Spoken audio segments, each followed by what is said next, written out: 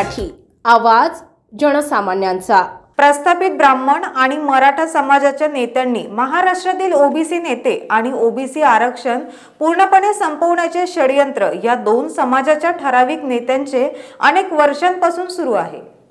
अजित पवारांचा आणि शरद पवारांचा पक्ष हा एकच असून अजित पवारांना वाचवण्यासाठी पवार साहेबांनी त्यांना सत्तेत पाठवले आहे, असा घणाघात देखील प्राध्यापक अशोकराव पाहुणे यांनी केला। संपूर्ण महाराष्ट्रात अनेक ठिकाणी ओबीसी आरक्षणाच्या जागेवर कुणबी मराठा उमेदवार देऊन ओबीसी समाजावर अन्याय केला जात आहे। त्यासाठी प्राध्यापक लक्ष्मण हाके यांच्यासारखे अनेक ओबीसी नेते तयार होणे गरजेचे आहे आणि या सर्वांनी मिळून मोठा लढा उभारला पाहिजे, तरच ओबीसी समाजाला न्याय मिळू शकतो। अन्यथा प्रस्थापित मराठा आणि ब्राह्मण समाज हा ओबीसी समाजाला कधीही मोठे होऊन देणार नाहीत, असा घणाघात प्राध्यापक अशोकराव पाहुणे यांनी केला। पहा प्राध्यापक अशोकराव पाहुणे यांची बेधडक मुलाखत। मी प्राध्यापक अशोक पाहुणे, कर्जत तालुका खेड परिसरातील कार्यकर्ता आहे, सामाजिक कार्यकर्ता आहे, ओबीसी चळवळीतील आहे, धनगर समाजाचंही काम केलेलं आहे, चळवळीमध्ये अनेक पक्षातही नेत्यांशी संबंध आहे। राज्यातील जिल्हा परिषद आणि पंचायत समितीच्या निवडणुका सातत्याने लांब येऊ पडतात, काय कारण? खरं तर तुम्हाला सांगू का, जिल्हा परिषद सदस्य जे कोणी सरकारमध्ये बसलंय, उद्या तुम्ही आमदार हो, मी आमदार हो, आपल्याला झेडपी सदस्य कार्यकर्त्याला देऊच वाटत नाही। त्या निवडणुका म्हणजे बघा तुम्ही, जे झेडपी सदस्य झालेत तेच उद्या आमदारकीचे दावेदार होतात। त्यामुळे मिनी आमदारकी निवडणुका हे कोणालाच नको आहे, कुठल्याही आमदाराला कुठल्याही पक्षाच्या नको आहे।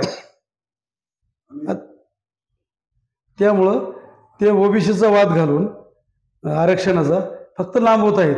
आज 8 वर्ष झालं निवडणुका लांबलेल्या आहेत। राज्यामध्ये सध्या ओबीसी आणि मराठाचा वाद पेटला, हे वाद राजकारणी पेटवून ओबीसी समाजाला टार्गेट केले जाते। बरोबर आहे तुमचा प्रश्न। मराठा आणि ओबीसीचं आरक्षणावरून वाद लावून ओबीसी समाजाला टार्गेट केलं जाते। कारण आज पाठीमागला जर अभ्यास बघितला आपण, एक असा नेता होऊन गेला की गोपीनाथ मुंडे एक ओबीसी होते, सगळ्या नेत्यांना, सगळ्या पक्षातल्या नेत्यांना वरचढ ठरत होते। आणि म्हणून आता कोणी ओबीसी नेता तयार होऊ नये, त्यांच्याबरोबर छगन भुजबळ साहेब होते, ओबीसी नेतृत्व चांगलं करत होते। फार त्यांचं दिल्लीपर्यंत, बिहारमध्ये सुद्धा त्यांनी 5-5 लाखाची सभा घेतल्यात, राजस्थानमध्ये सुद्धा मेळावे घेतलेले आहेत। तर उद्या हे पुन्हा तयार होऊ नयेत म्हणून त्यांना चौकशी लावून जेलमध्ये टाकलं। धनंजय मुंडेचं तर बघा तुम्ही, त्यांच्यानंतर आता तरुण जो नेता आहे ज्याच्यात धमक आहे, असं धनंजय मुंडे साहेब आहेत, ते आता कुठल्या पक्षाचे असतील तर त्या माणसात धमक आहे। उगीच आता बायकांचं काढतात, आता बायका कोणाला नाहीत। इथून पाठीमागे बघितलं आपण, सगळ्या राजे महाराजांना 5-5, 6-6 बायका होत्या। उगच कुठंतरी बायको, काहींच्या अदृश्य आहेत, आज कित्येक नेते त्यांच्या अदृश्य बायका आहेत, त्यांची बायको फक्त सदृश्य पडद्यावर येते का, तर ओबीसी ना टार्गेट करायचं, पडद्यावर येते का तिला पडद्यावर आणलं जातं, पडद्यावर आणलं जातं जाणीवपूर्वक, आणि ह्या नेत्याला टार्गेट केलं जातं। मग अगदी कार्यकर्त्यांनी त्यांच्या काय असतील भ्रष्टाचार तोही काढला जातो, त्याचा संबंध त्याच्याशी जोडला जातो आणि त्या नेत्याला टार्गेट केलं जातं। तुम्ही ओबीसीचं काम करता, ओबीसी चळवळीमध्ये काम केलंय असं सांगता, आत्ताच सांगितलं परिचय देताना। मग तुम्ही रोहित पवारांचं काम कसं काय केलं? बघा, आम्ही जरी ओबीसी चळवळीत असलो तर मुळात आम्ही जातीवाद मानत नाही।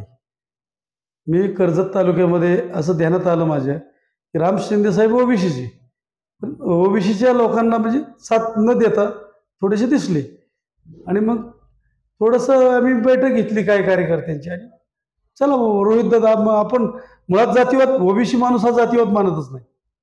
एकतर जातीवाद प्रकर्षाने कोण मानतं? मुस्लिम कमिटी एक मानती, दलित कमिटी एक मानती, मराठा कम्युनिटी एक मानती, ब्राह्मण ते RSSच्या मार्फत मानते।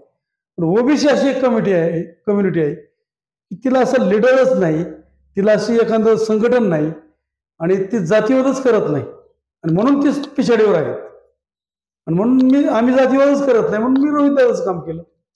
चला म्हणणं, तरुण पोर आहे, MIDCचं मंजुरी करून आणली, कुठं काय नवीन काय करतोय का बघावं म्हणून। राष्ट्रवादी अजित पवार गट असेल किंवा पवार साहेबांचा एक गट असेल, हे दोन्ही पक्ष आहेत, वेगवेगळे काम करत आहेत, पण ते असे नगरपालिका असेल किंवा स्थानिक स्वराज्य संस्था आताच्या लागलेल्या असतील, नगरपालिकेचे इलेक्शन असतील किंवा आमदारकी असेल, असं काय प्रखर एकमेकांना विरोध करताना दिसत नाही, त्याच्यावर काय सांगाल?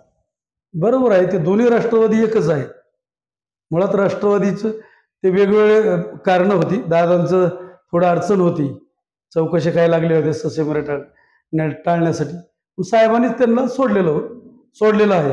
कारण ह्याचा साहेबांनी धडा घेतला होता. उद्धव साहेबांनी सोडलं नव्हतं तर पक्षच फुटला. हे ठरून चाललेलं आहे, ह्यांचा कार्यक्रम हा ठरून चाललेला आहे. आणि म्हणून ते दोन्ही एकच असल्यामुळं ते कुठल्याही वेळी शनी एक होऊ शकतं.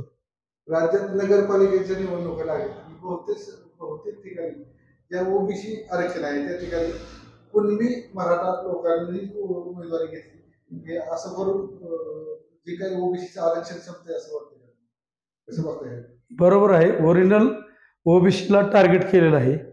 आणि मराठ्यांनी मधल्या काळात जे कुणबीचे दाखले काढले होते, पूर्वी तहसीलदाराला अधिकार होते, नंतर प्रांतला अधिकार दिले, उपविभागीय अधिकारी. आणि त्याचा एवढा गैरफायदा घेतला की काही प्रांतांनी 1-1 लाख रुपये घेऊन बोगस नोंदी केलेल्या आहेत. तिथं त्यांच्या उतार्यावर जुन्या कुणबी नसतानाही जुना टाक जो असतो, टाक पेन, त्यांनी कुणबी टाकलेलं आहे.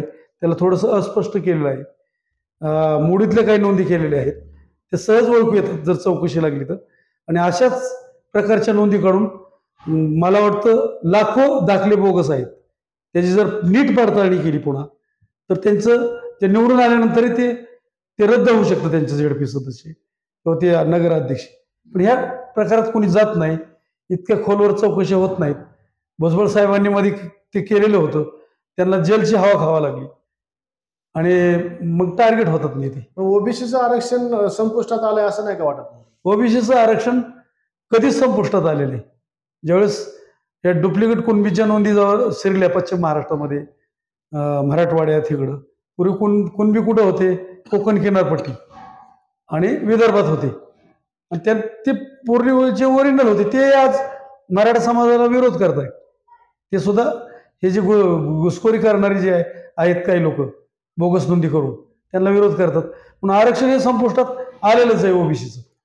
ओबीसी जागेवर आता कुणबी मराठा असा वाद झालेला आहे आणि त्याच्यावर नगराध्यक्ष पदासाठी आता दौंड असेल, इंदापूर असेल, या दोन्ही जागेवर, बारामती असेल, येथे कुणबीच उमेदवार दिलेले आहेत.